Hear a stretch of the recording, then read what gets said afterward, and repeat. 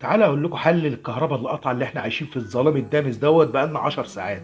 يا جماعه حرام عليكم، والله العظيم حرام عليكم. الدنيا خلاص، احنا خلاص بنسيح.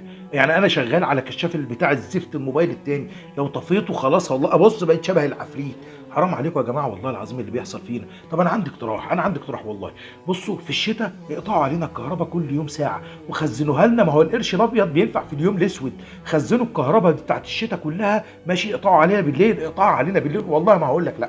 اقطعوا علينا بالليل في الشتاء لمده ساعه كل يوم، وخزنها عشان الصيف اليوم الاسود اللي احنا شايفينه ده. احنا بقالنا 3 ايام الكهرباء بتقطع بالعشر ساعات يا جماعه. حرام والله العظيم اللي بيحصل فينا. يعني نروح فين تاني؟ يعني حر واستحملناه وقلنا الحمد لله. دلوقتي دي خامس مره تقطع الكهرباء في ساعتين. يعني انت بتتكلم مثلا في سكه 10 12 ساعه. حرام والله العظيم اللي بيحصل فينا يا جماعه. والله استوينا يا جماعه. العيال زيطه في الشارع، العيال زيطه في الشارع هتتجنن. يعني العيال خلاص مالهاش رابط.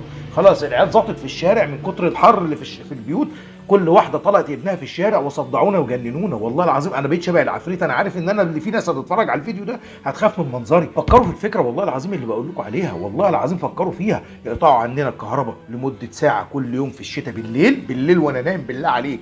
لكن ابوس ايدك وانا نايم في الولعه. انا من امبارح ما نمتش، عليا النعمه من نعمه ربي ما نمت من امبارح. الكهرباء قطعت الساعه 5 ونص الصبح وانا نايم الساعه 4 الفجر. انا نايم 4 الفجر، الكهرباء قطعت 5 ونص الصبح. حلو كده. من ساعتها ما نمتش لغايه دلوقتي، وقطعت خلال اليوم 4 5 مرات. والله يا جماعه اللي بتعملوه فينا حرام. العلاقات الاسريه اتدمرت على الاخر، انتهت.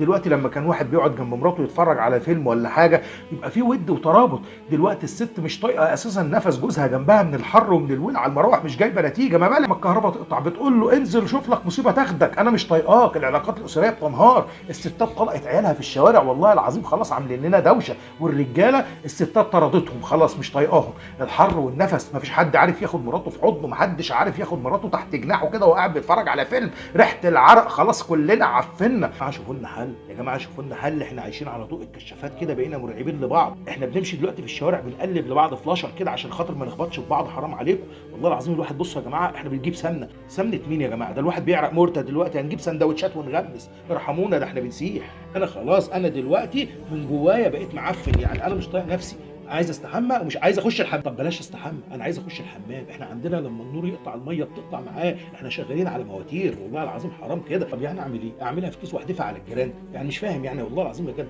شوفوا لنا حل.